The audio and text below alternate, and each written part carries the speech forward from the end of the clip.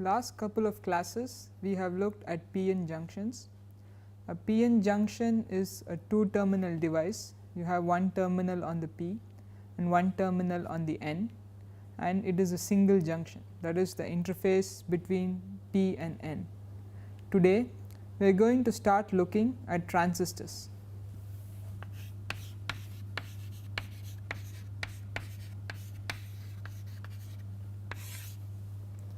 A transistor is a three terminal and two junction device.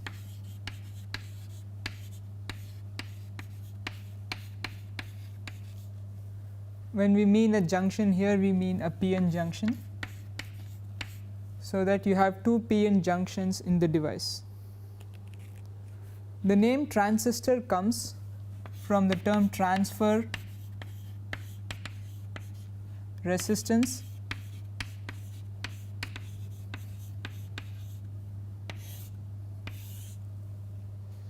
This means that the current through two terminals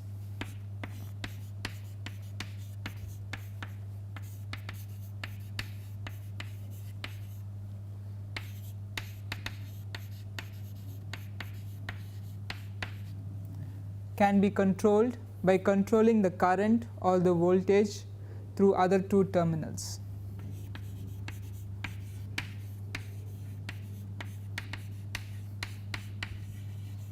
Controlled by either the current I or the voltage through the other two terminals.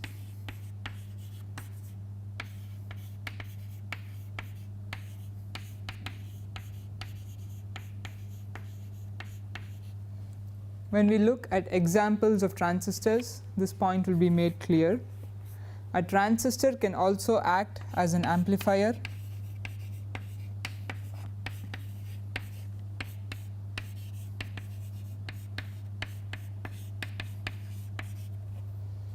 in that you can take a small signal between a pair of terminals and then amplify it so that the output signal between another pair of terminals is higher.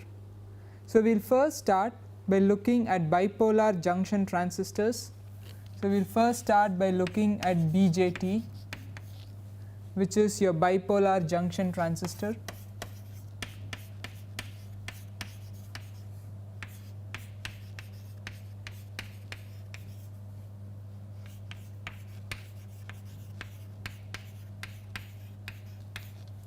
From there we will move on to field effect transistors.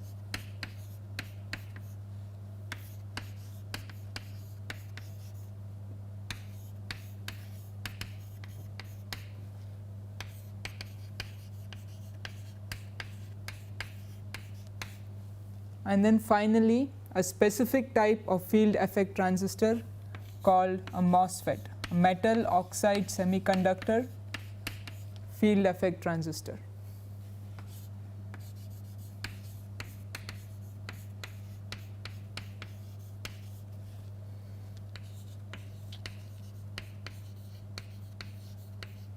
Conductor FET.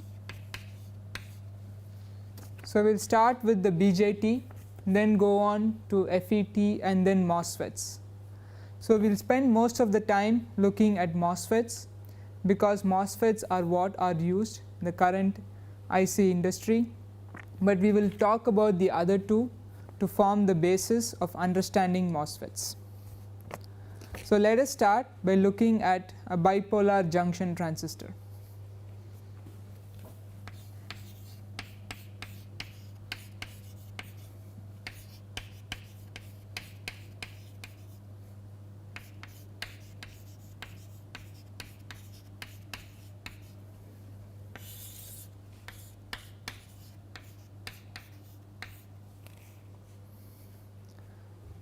So, we will first start with an example of a PNP device.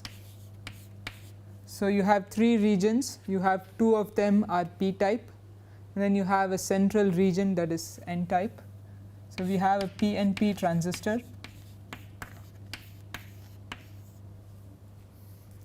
So, there are three differently doped regions in this transistor. The first region is called the emitter.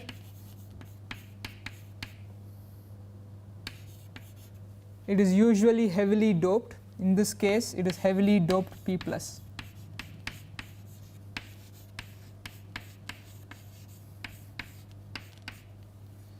We then have a base.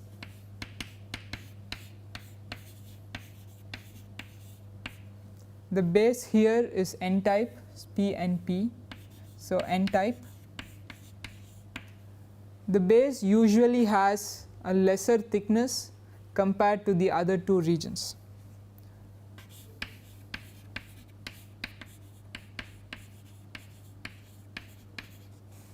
And then finally, we have a collector. In this case, the collector is also p-type, and it usually has a larger width or a larger thickness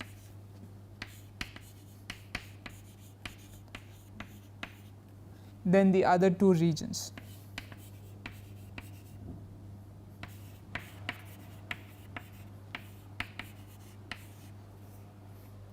So if I were to show a schematic of a PNP transistor,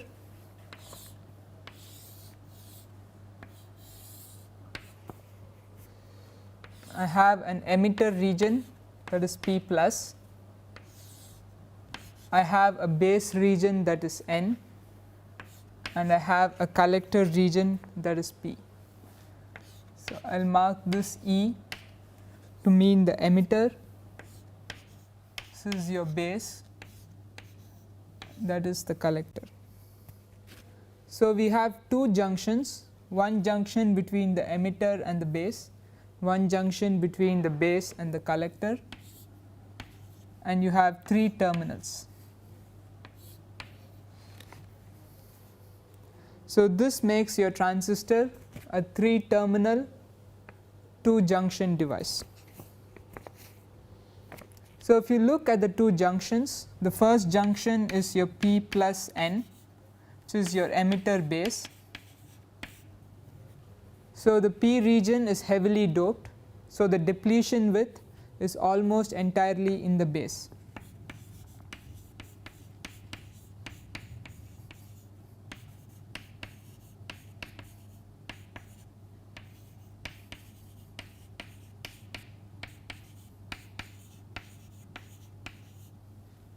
You also have the junction between the base and the collector, which is a simple P and N. In this case, the depletion region is in both the base and the collector.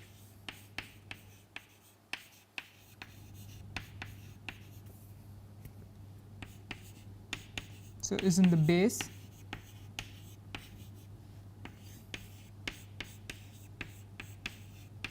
and the collector. So there are various configurations in the case of a PNP transistor, how we connect these different terminals. The first configuration we are going to look at is called a common base. In this case, the base is common between both the emitter and the collector.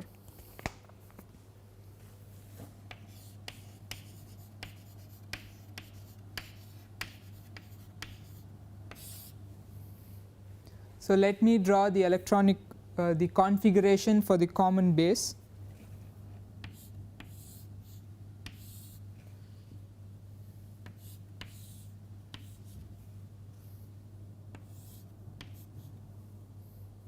So this is the base. You have an emitter and you have a collector. So the emitter base junction is forward biased.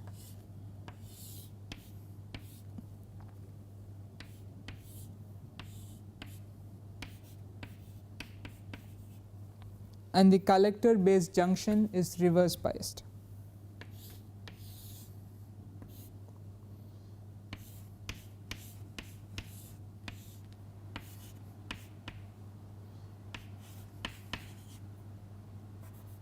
This is C. So this is the emitter base junction, that's forward biased, and then you have the collector base junction. So in this particular example, VCB is greater than VEB. So let me just write down, this is forward biased,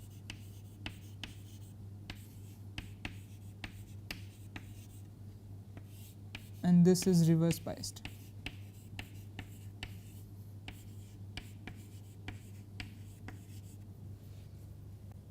We can also define three currents. One is an emitter current IE, then you have a base current, and then finally you have a collector current. So how does a PNP transistor work? Let me again draw a schematic of the transistor. In this, I will also mark the depletion regions.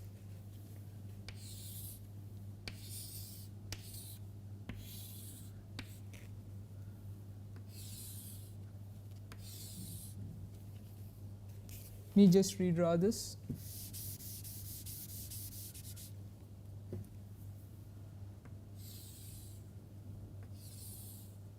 So I have three regions: the emitter, the base, and the collector. So the emitter is P plus, the base is N, and the collector is P.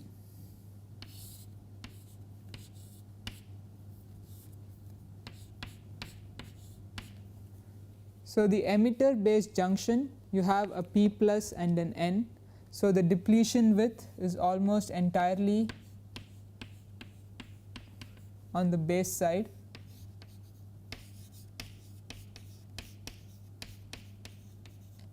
On the other hand, in the base and the collector, the depletion width is in both regions.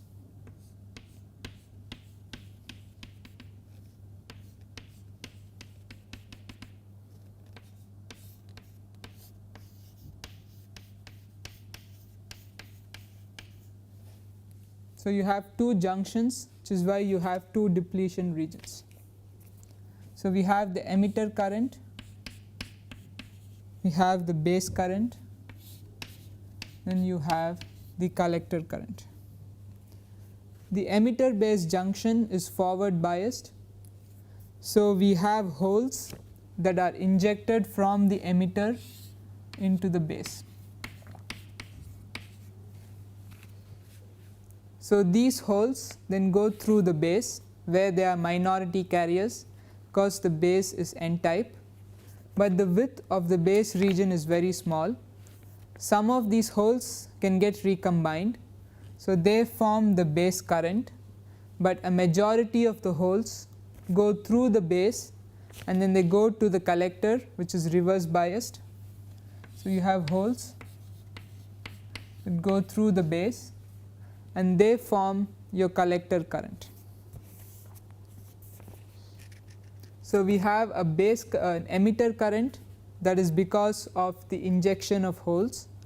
Some of these holes recombine in the base region, they form the base current, and the remaining holes that go from the base to the collector constitute the collector current. In the case of a bipolar junction transistor, we can define a current gain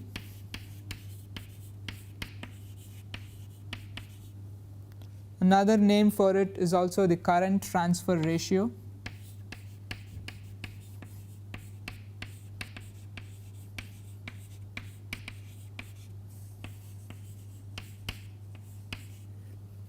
So it is nothing but the ratio of the collector current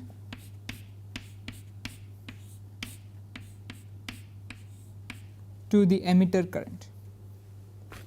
Now in an ideal case, if no holes are lost in the base due to recombination, this current gain should be equal to 1. So this is if it is ideal and there is no base current, but usually some of the holes will always be lost in the base due to recombination. So this current gain typically is around 0.99.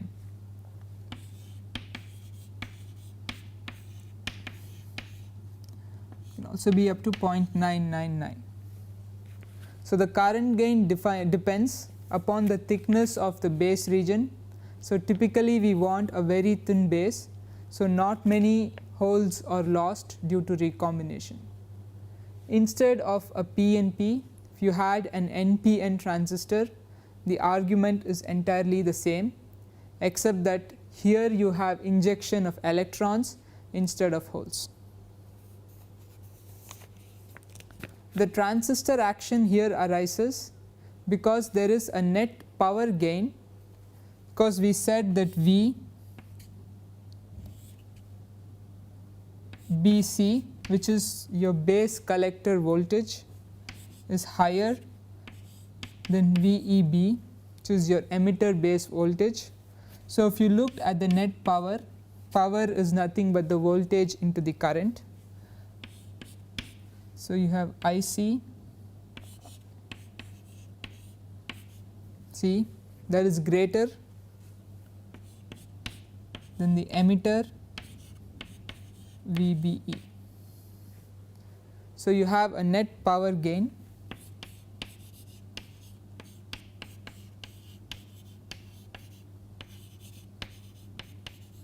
near transistor. So, in this particular mode we operated the BJT in a common base configuration. Let us look at one more configuration. We will look at a configuration where we have the emitter being set as common. So, now you have your bipolar junction transistor, but it is in common emitter mode.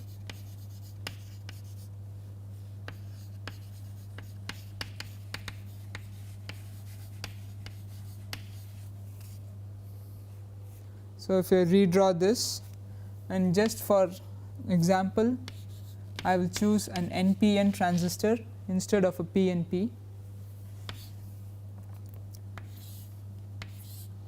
So, in this particular case I have an emitter that is N plus, that is my emitter.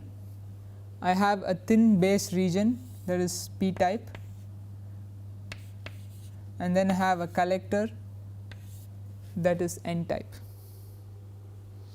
So, in this particular case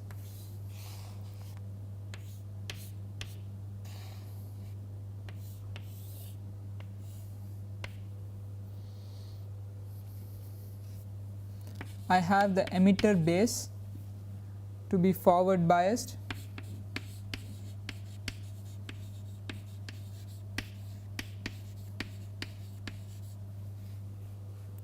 and I have the collector base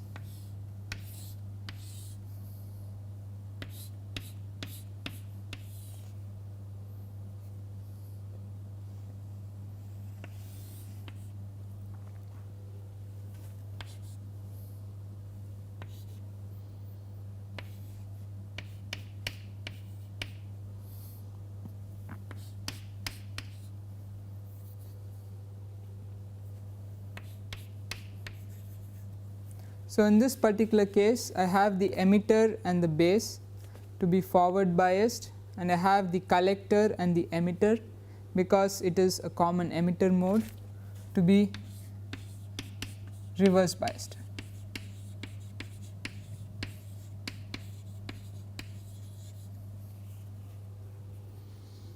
So, in this particular case IB, which is the base current, is your input,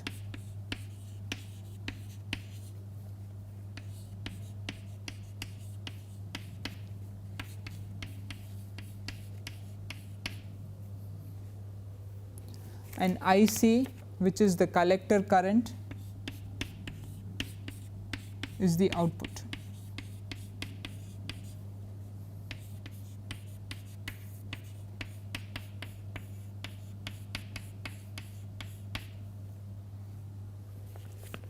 In a common emitter configuration, it is easy to see how your transistor acts as an amplifier.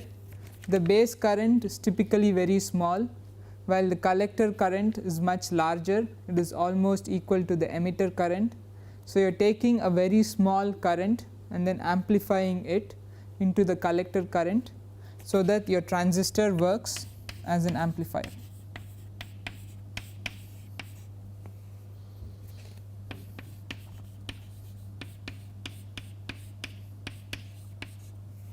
So it takes the small base current and gives out a larger collector current.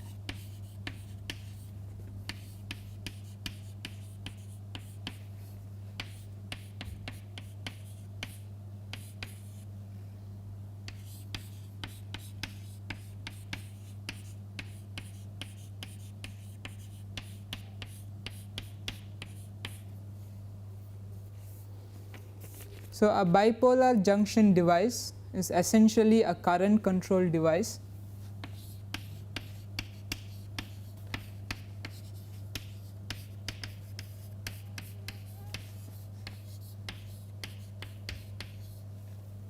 So you can say that the current from the emitter to the collector, so IE and IC, are controlled by your base current, but overall it is a current control device.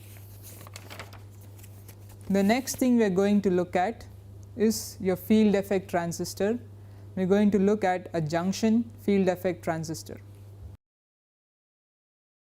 So we are going to look at a junction field effect transistor.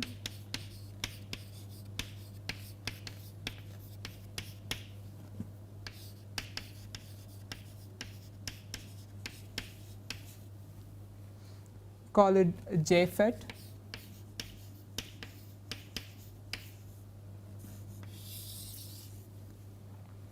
So both the JFET and the MOSFET, which is what we look after this, are voltage control devices.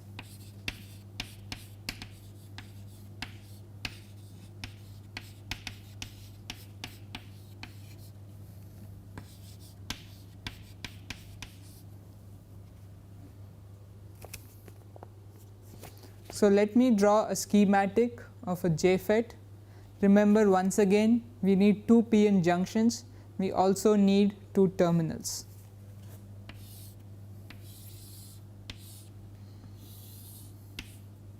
So in this case, I start off with an n-type material. I have two heavily doped p-type materials or p-type layers within this n. So both of these are heavily doped p, so I am going to call them p plus. So because they are heavily doped and you have a p and n, you have a p-n junction, and the depletion width is almost entirely on the n side. So if I were to draw my depletion region,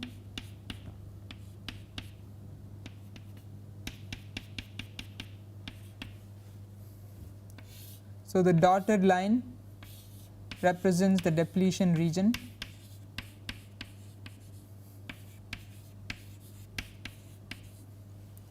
and between the depletion region you have an n channel.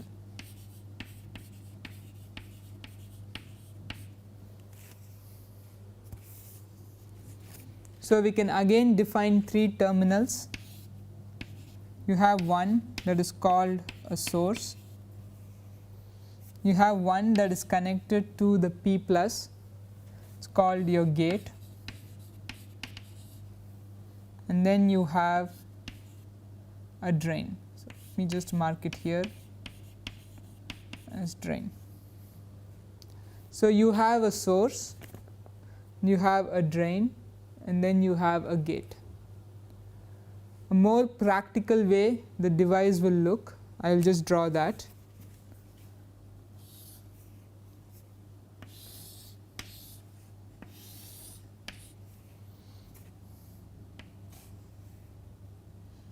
So I have a p region. Within that p region, I define an n region, and then again I have another region which is heavily p plus.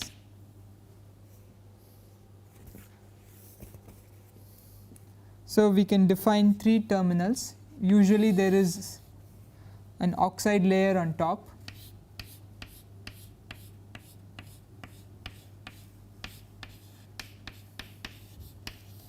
So, if your material is silicon, which is almost always the case, your oxide is SiO2. So, we can form the three terminals. One is your source, then you have a gate,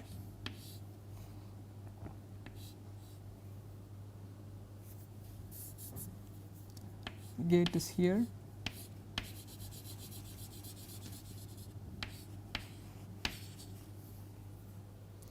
then you have your drain.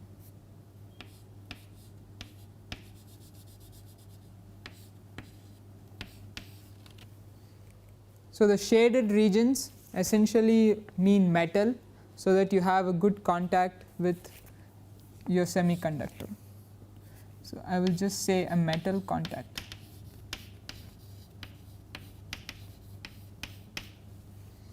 Once again, in this device you have two depletion regions.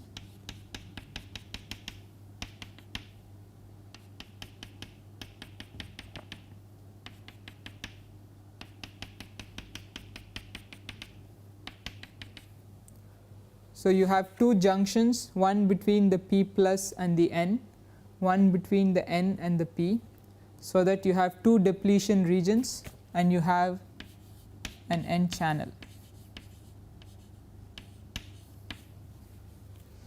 So, this schematic represents more of how the actual device will look. This particular diagram is something that I am using in order to explain the functioning of a JFET.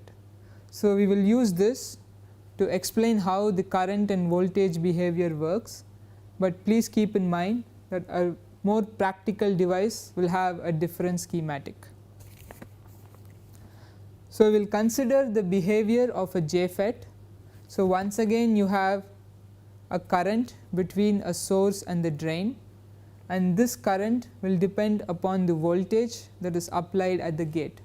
So, that is your transistor action, where the current between two terminals depends upon the voltage or the current between the other terminals. So, let us first look at the current between the source and the drain when your gate is short circuited. So, let me redraw the schematic of the device. So, you have a source and you have a drain. This is my drain, that is my source. I have my two P regions.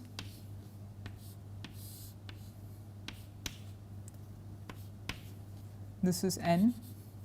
So, I have my two P regions, so that I have my two depletion regions.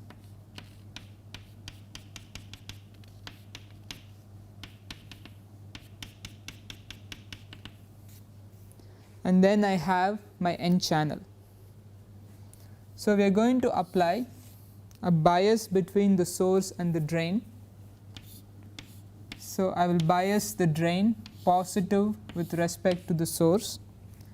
Let me call this VDS, and this is greater than 0, which means the drain is biased positive with respect to the source, so that electrons can move from the source to the drain. So, electrons can move, and this constitutes your current. We will also set the gate at a 0 potential, so that VGS is 0. So, the gate is at 0 potential. So, as we start to increase this value, which is your drain and source voltage, you are going to have a current. If we keep on increasing the value, there is going to be more current. But if you look at the two junctions, as we increase the value of the drain source voltage, there is going to be narrowing of the N channel, This is because this drain is reverse biased with respect to the gate, so that as VDS increases, there will be narrowing of the N channel towards the drain.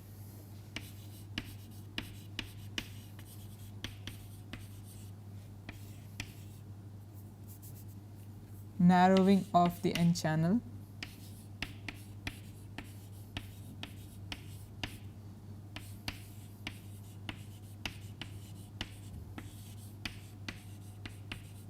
towards the drain. So I will just show that schematically on the same figure.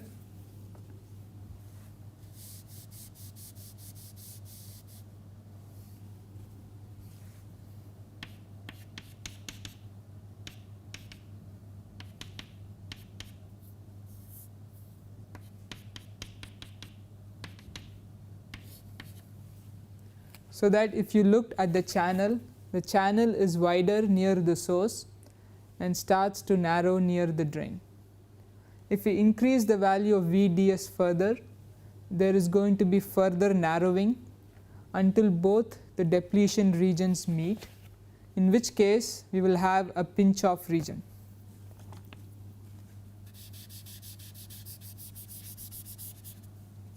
We can show that schematically on the same plot.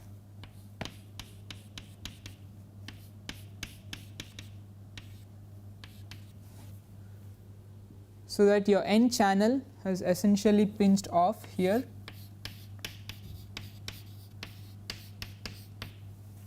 at high values of VDS.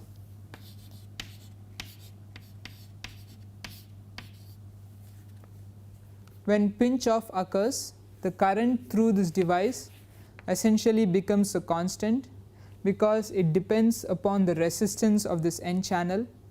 This is again assuming we have a pinch off region that is small in width. So when once pinch off occurs, the current I between the drain and the source, so I will call it IDS, becomes a constant.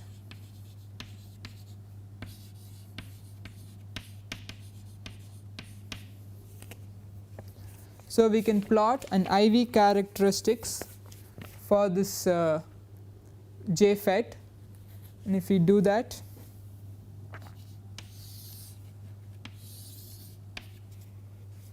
I have current, so IDS, which is the current between the drain and the source, versus VDS, which is again the voltage between the drain and the source. Right now I am shorting the gate so that the gate and the source voltage is 0. So as you increase the voltage, initially your current starts to rise because you have electrons going from the source to the drain, but as the current starts to rise and as the voltage increases, the width of the channel will also decrease, and ultimately you will have pinch off, and when that occurs the current is a constant. So your IDS initially increases until pinch off occurs, and then your current is a constant. So this value where your pinch off essentially occurs is your saturation.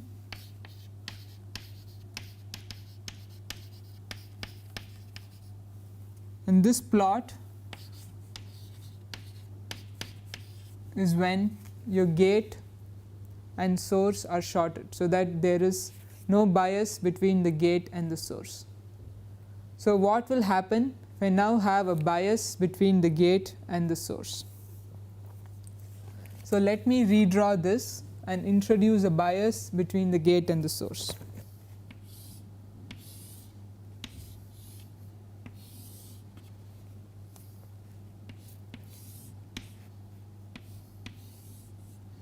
So again I have my N region, I have my two P regions, that is my drain, that is the source, and the drain is positively biased with respect to the source, and now I am going to bias the gate negative with respect to the source,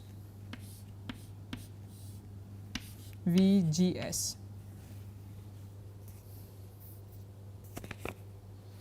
So when we do this, we now again you have a depletion region,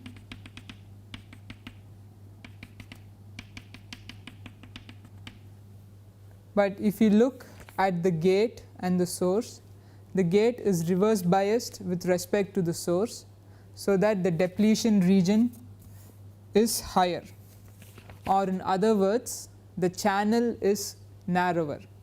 So once you have a bias, the N channel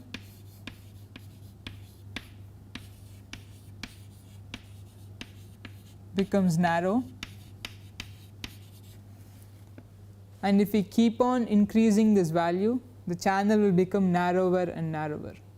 What this means is that if you plot your IV characteristics, you are going to find that pinch off becomes easier higher this voltage between the gate and the source.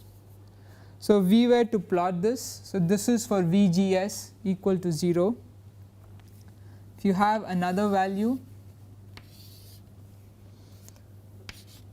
VGS is minus 2 volts.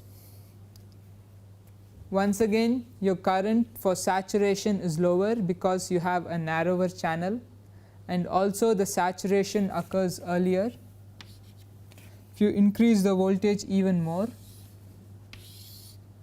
so VGS is minus 4 volts, the current will again go down, and saturation also occurs earlier. So in this particular case, which is your JFET, you have a situation where the current between the source and the drain, which depends upon the width of the N channel, is affected by the voltage between the gate and the source, VGS. So higher that voltage, smaller is the width of the channel, and then lower is the current. So this is again an example for transistor action, where the current between two terminals is affected by the voltage between the other terminals. This is an example of a JFET, so where you already have a channel that is created within the material. The next thing we are going to look at is a MOSFET. So we have a metal oxide semiconductor which creates your N channel. So the metal oxide semiconductor field effect transistors are what that are commonly used in the current microfabrication industry. So before we understand MOSFETs, let us just look at the metal oxide and semiconductor junction and see how we form the channel in that particular case.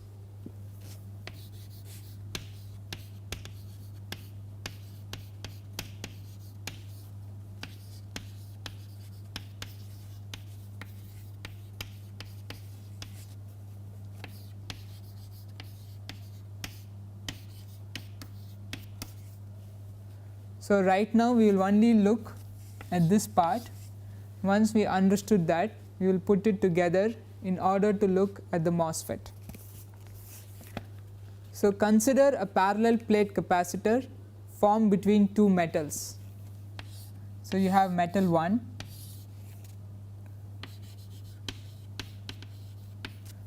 and you have another metal plate,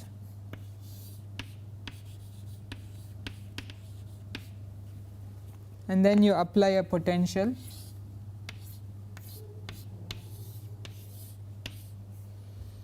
So between the two metals you have an insulator.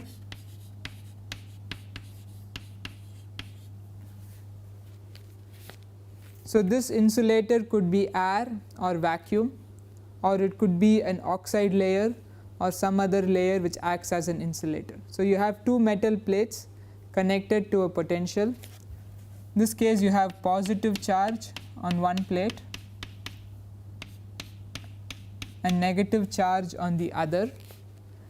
So this acts as a capacitor, and since these are metals, the charges will reside on the surface.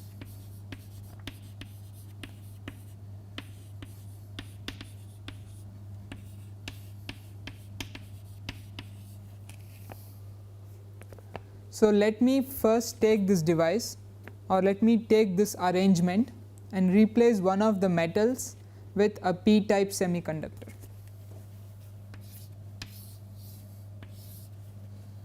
Then I have a metal, but instead of the other metal I have a p-type semiconductor. So once again there is an insulator layer between these two. Connect the metal to positive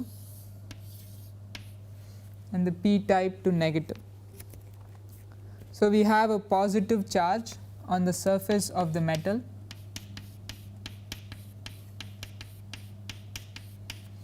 but the charge density in the case of a semiconductor is lower. So we have seen this example earlier in the case of Schottky junctions. So you have a negative charge on the semiconductor, but it is not only at the surface, but it also extends a small distance into the bulk. So in the case of a semiconductor, we have a depletion region,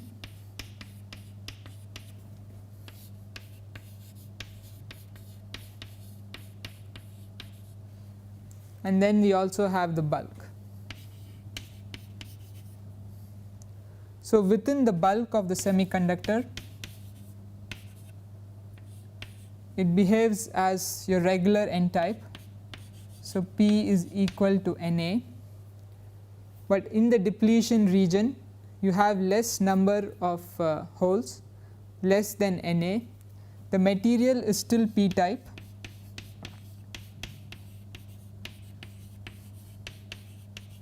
so you still have P greater than N, but the value of P is less than Na.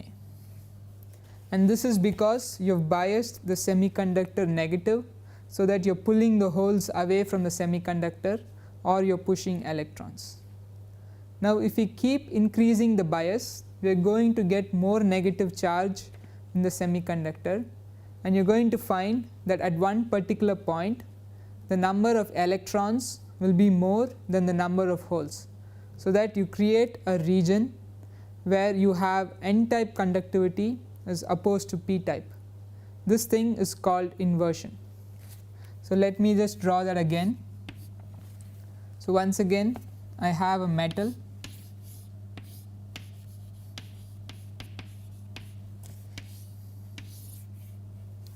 I am going to draw my semiconductor slightly bigger so I can show the different regions.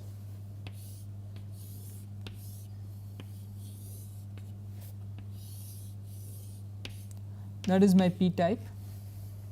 So I have the bulk of the semiconductor,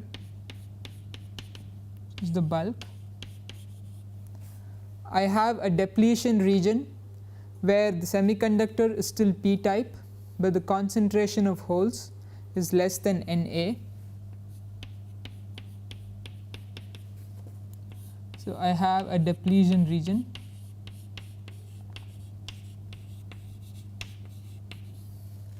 And then finally I have a region which is closer to the surface, where I have more electrons than holes, so that I have inversion.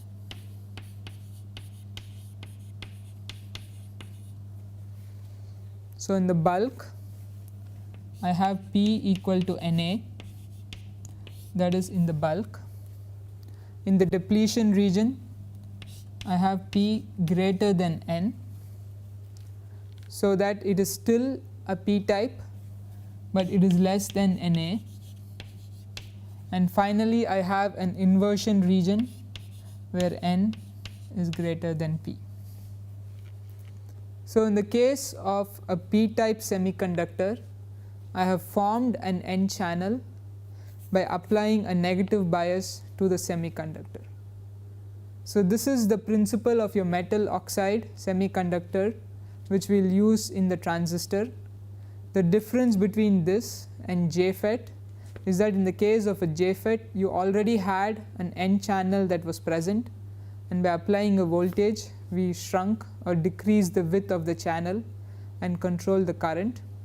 In the case of a MOSFET, the channel is formed by applying an external potential, so so that the channel is not immediately there, and by increasing the potential you can increase the width of the channel and control the current. So in next class we are going to look at the working of a MOSFET. So once again we can draw these current versus voltage characteristics. We will also look into some more detail on the formation of the depletion and the inversion regions, and also calculates their widths. So next class we will look at MOSFETs in detail.